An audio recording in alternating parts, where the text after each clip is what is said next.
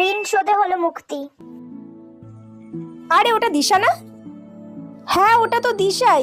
এই দিশা, কি রে কেমন আছিস? আমি ভালো আছি রে, তুই কেমন আছিস? তোর সাথে অনেকদিন পর দেখা হলো, প্রায় 6 মাস তো হবেই। শোন না, আমি তো তোর সঙ্গে দেখা করতে এসেছিলাম। আমার সঙ্গে দেখা করতে যাচ্ছিলি? কিন্তু কেন? সেই 6 মাস আগের কথা তোর মনে আছে রিঙ্কি? আমার ভাই অসুস্থ হয়ে পড়েছিল, আমি ভাইকে নিয়ে চেন্নাই যাচ্ছিলাম, আমার কিছু টাকা কম পড়েছিল বলে তুই আমাকে 1000 টাকা দিয়ে সাহায্য করেছিলি। ও হ্যাঁ, সেই তোর ভাইয়ের জন্য নিয়েছিলি। তোর ভাই এখন কেমন আছে রে? সুস্থ হয়ে গেছে তো? ভাই এখন খুব ভালো আছে রে, খুব ভালো আছে। ও বাহ, খুব ভালো। এই নে তো টাকাটা ধর। আরে এতদিন পর দেখা হলো, এখন টাকার কথা রাখ না। এই টাকাটা তুই না নিলে আমি শান্তি পাবো না রে। আচ্ছা ঠিক আছে, দে। আচ্ছা আজ তবে আসি রে, টাটা। কিন্তু দিশা আর ওর ভাই তো ট্রেন অ্যাক্সিডেন্টে মারা গিয়েছিল, এটা তো আমি ভুলেই গিয়েছিলাম। তাহলে এই টাকাটা দিশা কোথায় গেল? তার মানে